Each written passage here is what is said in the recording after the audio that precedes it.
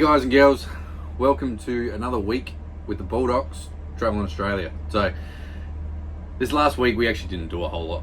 So we were at my mum and dad's house, so we spent a lot of time chilling out. We did get around and do a few things, like we went down near Redbanks. There's a sandy full drive track sort of thing that goes along the edge of the cliff. You can drive down there and get to some beaches, and we drove out on the beach there, did a bit of fishing. Really just places that we normally go to when we went mum and dad's. Ducked into Cleve so Phoenix could play on the new skate park and pump track and playground and stuff there. We went cockling one day because we did have a whole heap of cockles. We put them in our fridge and freezer, and that didn't work out so good because they stink. So hit up the old man for an old recipe that he used to use, where you put them into a jar and pickle them. So did that. That was fun. It was bloody hot the day we went there though. It was like 43 degrees, so we didn't do as much cockling as we wanted to, but still a good day. We had family stuff. So we had niece's 5th birthday, caught up with my other sister and her kids and husband, and just chilled out really. So I'll chuck up some of the videos now and pictures and that of us driving on the beaches and just going down the boardwalk and the skate park. So check these out, and then I'll get into some stuff about what we've learned so far and things that we would change or things that we would do differently. So see you in a sec.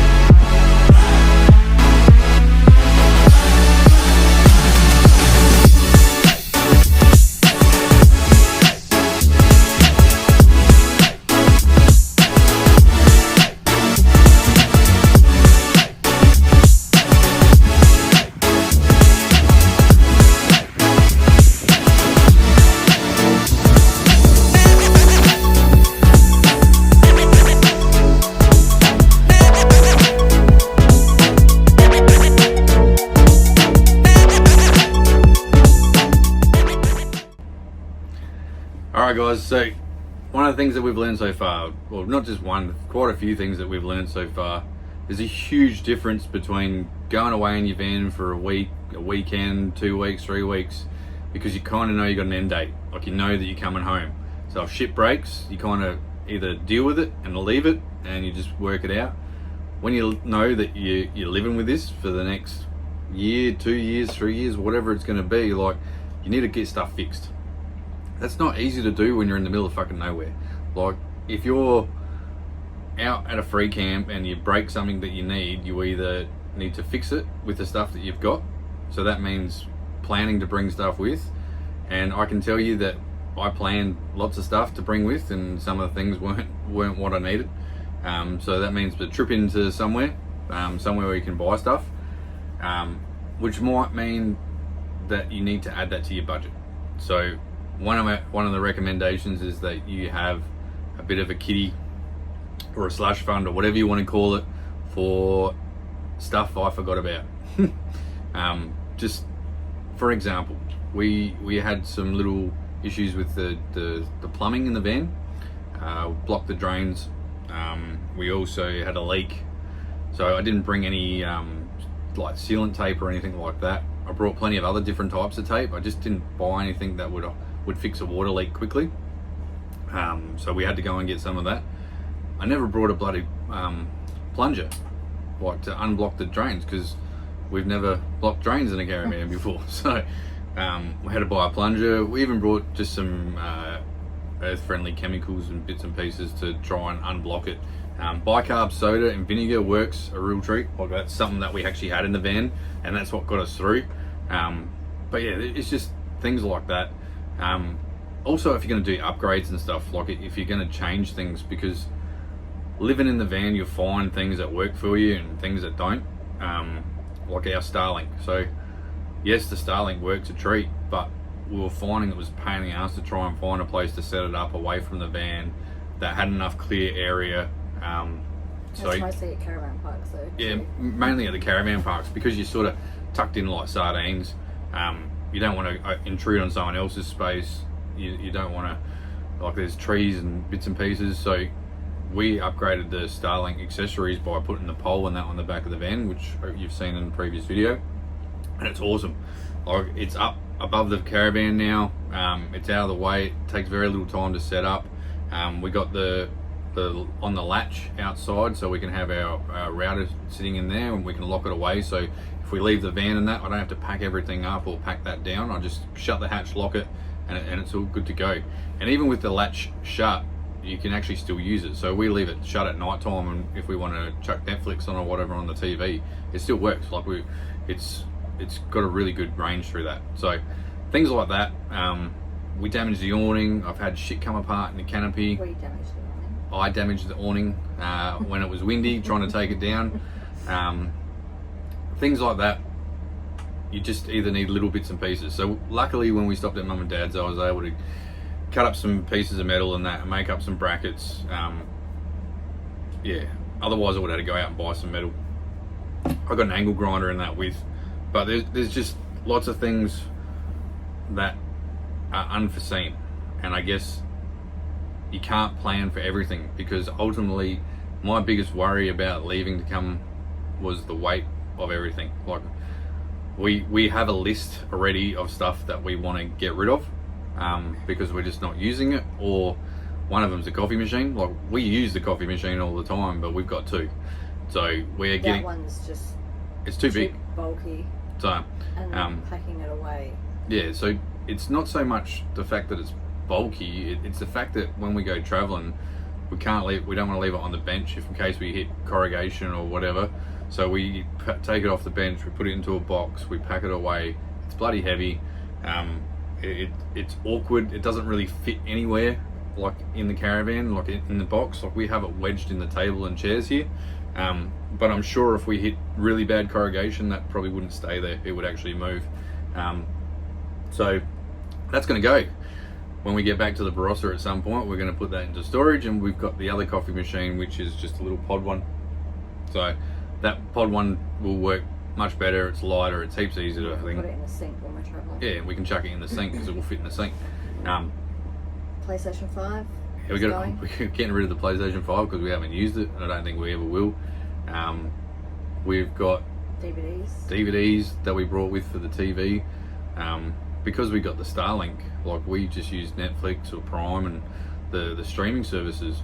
So, like, what's the point of going through all the bloody discs to try and find something you like when we can just search it on the TV? Not that we're doing that very often. It's just when the weather's crap and we're just having a bit of a lazy day inside. Tupperware? Yeah, I didn't. Nat brought heaps of Tupperware with stuff that... Well, because we use it at home, I thought we would use it here. So, but yeah, we don't. Yeah. So. Well, when you're at home and you've got a big fridge, you try and keep everything. It's not even that though. It's making lunches and dinners. You make more when you're at home. When you're on the road, you only make what you're going to eat. Yeah. We're getting good at only cooking enough for us.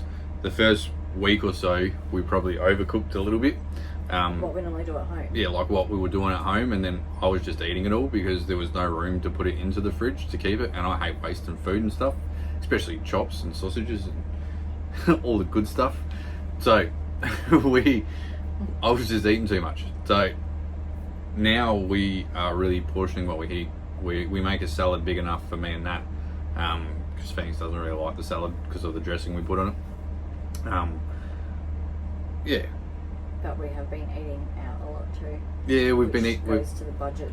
We haven't had a budget really for the last month because everything's just blown out. Which is fine. Yeah. But We are near family, and we're in an area that we visit quite often.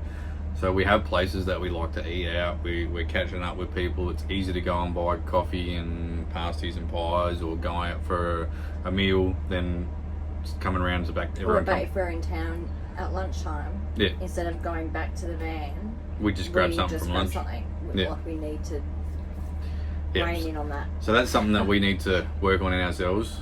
But being comfortable in the van, I can tell you the first probably 3 weeks, there was not a lot of routine. Like I kept saying we were trying to find a routine, but it just was a bit awkward. Like we were trying to find stuff where we put away. We were trying to get stuff in an area that we'd use it all the time. Like it might not sound like a lot, but it's setting everything up so it's user friendly, so it's easy and you know where it is, and it's easy to get it out, not shoved in the back of the cupboard where you have to move everything that's in front of it. Yeah.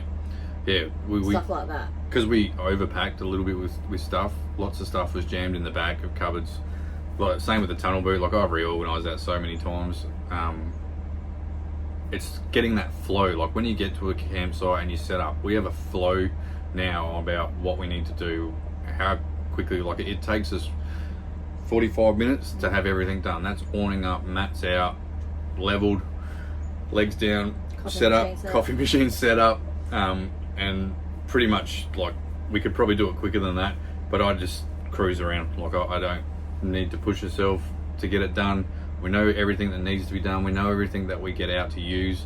It's just all about that. There's some things, I've got a bit of a list here, so don't mind me, I'm looking down.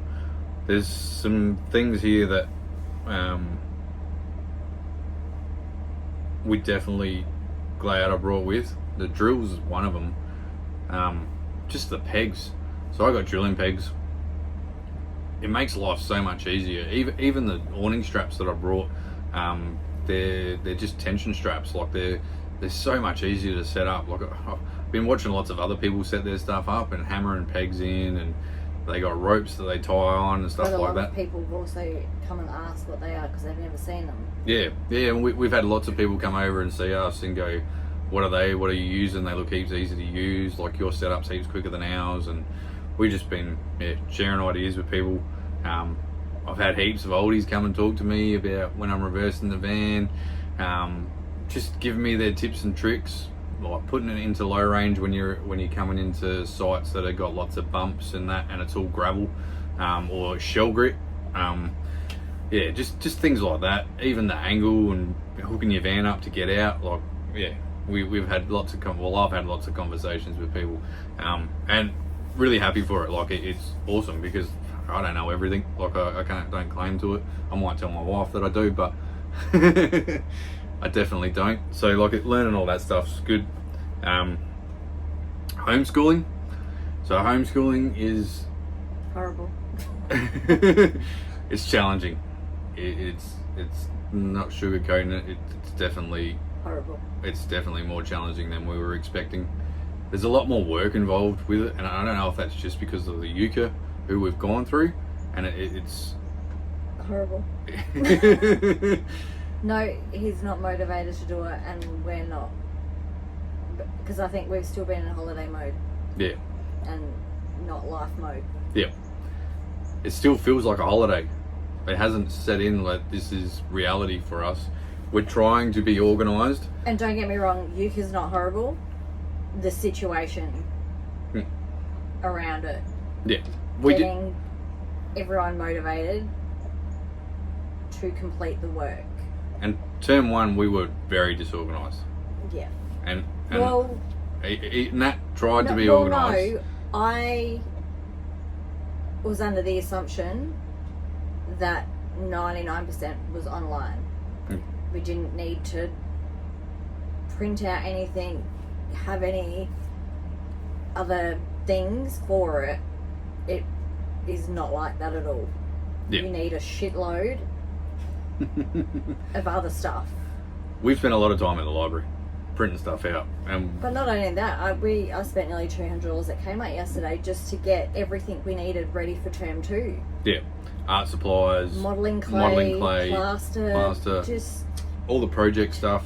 And I guess term 1 we seen that they had printouts and stuff like that, and we just did the basic printouts. We thought that would be enough, but then as you're going through each module and you actually get to where the projects and bits and pieces are, you really need a lot more. Yeah. And that's the stuff that we hadn't prepared in term 1. We've sort of been winging it, and we've had to adjust and it's stuff. the storage for all of that stuff too. Yeah. Like we didn't allow for any Extra room for any of that shit. Yeah, well, we had a little box next to the bed that we thought was going to be big enough And to chuck. it's not. We need the hole under the bed to Keep all the school Yeah. stuff. So our tip for that is, if you're going to do euchre, make sure before you hit the road is that you really understand. And they were excellent with the startup process, getting approval, doing all the paperwork, filing all the forms, communication. It was easy. Yeah, that part was easy, which was good because we left it to the last minute, and it helped us get through. It's when we started doing the schooling where there is a majority of it's online. So most of the stuff you do is online, but when you get to some of the things like Science, art and geography, a lot of that is project things where you need a lot of different materials every week. And the printouts that we did originally were just the shortened versions of the printouts, so we didn't quite get everything that we needed. And because we didn't have that stuff with us, we had to sort of make do. So We just substituted what we didn't have for Yeah. other things, because when you're free camping you can't just go to a shop. yeah, Or if you're not near a town you can't just buy things you need. so there's been a lot of substitution in term 2. I can tell you Nat's all over it. I've got everything. I've done all the printouts and I've got all the supplies and I'm ready to Yep, it's all neatly Go. organised in folders. We got each week's organised. She's on it now. She's I guess term 1 was just about learning, and everybody's going to have those teething issues and that. you just got to find your feet. Yeah, you just got to work through it and get through it. It's hard when you got to. For us, we got an 11-year-old lad who's unmotivated, doesn't like school, didn't like school when he was going to school, so trying to get him to go to school was hard. So and we're not teachers. Yeah, we're definitely not And teachers. I don't have the patience of a teacher, so to all the teachers, You guys do an amazing job. You really do. I don't know how long I can Credit go to where school credit's for. due. Like you guys, yeah, I can't imagine having 30 kids in a bloody classroom doing that, especially half of them boys and half girls. I'm guessing girls are different again, but Yeah. fuck me. Like, Yeah. yeah, It's not my thing. you know, definitely, you definitely don't get paid enough. So, but moving on from school, planning our trip and how we're going with planning and organising stuff, we really don't have a plan. Which is kind of weird for us because we've always planned everything. And that's why probably it still feels like a little bit like a holiday. Yeah, we have an idea of where we're going to be in the next 2-3 weeks. Like we've sort of got an idea. We talk about it. We think about where we want to go next, and we sort of plan like if we have to book in somewhere, then we'll plan the next week because we'll organise that. But the week that we have, we're looking at the weather the day before. We're looking at, because if you don't plan too much and you don't have those expectations, you don't get disappointed. yeah, because when you plan something, especially with a boy that's very keen to go and do stuff, And he likes routine. So if we say we're going fishing tomorrow and we can't go fishing, because the weather's shit, that's not it's not what fun. I'm about. It's not fun. It's not fun because like you build up that expectation and you expect that's what you're going to do. You wake up in the morning if you haven't checked the weather and it's raining. Like you don't want to go stand down on a beach or on a jetty, freezing cold. So like you say no, and for us that's not a big deal, but for him that is. So we are checking the weather the day before, sometimes 2 or 3 days before. Like especially if we want to plan and go somewhere, we're looking at opening times for things. We're looking at everything sort of day before or 2 days before. and then we sort of plan the week, and we sometimes know 2 or 3 days before what we want to do, like if we need to book in somewhere. But that's how we're rolling at the moment. It's different. It's a heaps different lifestyle, and we're starting to fit into it. Like it's different because our timings and that as well. Like we're waking up later than we ever would wake up when we're at home, and not because we want to sleep in. It's just our routine's all out of whack. Like we're going to bed heaps later than because sometimes we're still doing things at 8:30, 9 o'clock at night, whereas at home. Yeah, we used to have tea. We would have tea at 5:36. Like sometimes now it's 7:30 before we have tea. And sometimes later. Like it's just it's all different. It's a different lifestyle. But yeah, that's okay. You can. But it's whatever works. Yeah, we do the same amount. We're actually doing a lot more in a day than what we were doing at home, because at home you get into that routine where you just come in, sit on the couch. You might do a bit of stuff around home, you watch TV, you eat tea, and then everybody sort of goes off and does their own thing. Where now, like, we're together all the time. Like, we're either out still doing stuff and it's late, and then it starts getting dark, and then you realise that it's daylight saving, so that's actually late. So because sometimes we've only been having lunch at 2, 3 o'clock. Yeah. So then you come home, have something to eat, and then by the time you have showers and bits and pieces and clean up, and like you sit down, like, oh, let's sit down and do something as a family, and realise that it's 10 o'clock at night, and it's like, oh, we should go to bed. So then we try and get Phoenix off to sleep, and by the time he's in bed, it's normally 11 o'clock, and then before we get to sleep, it's after midnight. So, not complaining, just explaining that it's a different lifestyle. Like, it's not as easy to build the routine that we had at home. But there's a lot of families we've seen too in parks that all go to bed at 8:30. Yeah. Like, everyone goes to bed early. I guess if you got younger kids, a lot of people, like that obviously works for them. Yeah, they like to get the kids into bed early, because younger kids normally wake up early, where Phoenix likes to sleep in a little bit. So, and he's what's the word? He can look after himself. Like, you don't have to get up with him and do stuff with him like you do with the younger kids. We're surprised with how many families we've found travelling in camper trailers and stuff with like 3 or 4 little kids. Good on you. I couldn't do it. It's well done. Yeah, you can do that. All the power to them. Like, if it's your dream to do this, and this is something that you've always wanted to do, then you make it work however you can afford it, whatever you need to do. And power to the people that can do it in a camper trailer with little kids, because I think that would be challenging, not gonna lie. So yeah, I think that's enough for now. We've gone on about a lot of stuff. If there's anything that we've missed, or you've got questions about anything, feel free to ask us. Drop it in the comments, send us a message, whatever.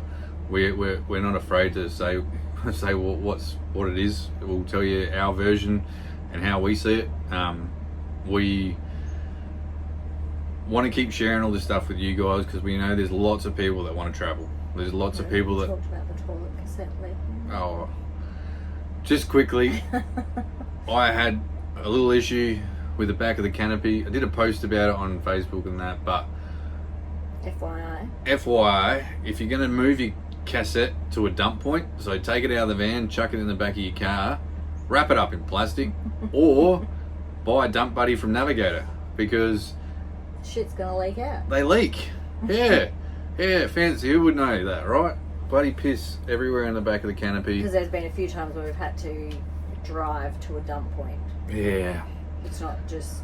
You can't dig a hole in the backyard of mum and dad's and just dump your shit. So we had to drive down to the Arno Bay dump point, and my mum and dad's driveway is not bloody smooth getting out. It's bumpy as hell. And I'm guessing when I went through there, it shook it around, because I didn't have it strapped down or anything. I just had it in the back of the canopy, and she leaked. And then for the next day, it just had a nice waft every time you open up the canopy door. So thanks to my wife, with some no-vac carpet stuff, we're able to clean it all up. We've disinfected all the back, and it smells like a wash house, like vanilla wash house now. So yeah, just a tip. If you're gonna travel with them, find something to put it in. I have done it multiple times in the past and never had an issue, and this is the first time that that's actually happened. So thanks to the people that did comment and told us what they do and what we could use to better that for the future. So I have taken action on that too, so thank you. But yeah, so like I said, if you guys got any questions, if you've got anything that you want to know, reach out. We would really love it if you subscribe to the channel. Jump on, like videos, write comments, share them if you want to. And yeah, check out our other socials as well. We're on Facebook, Insta, and I'm also on TikTok a little bit as well. But yeah, I'm not that great with the video editing and stuff yet, so we'll see how that goes in the future. So alright guys, really appreciate your time. Thanks for watching, and yeah, we'll see you when we see you. Bye. Bye.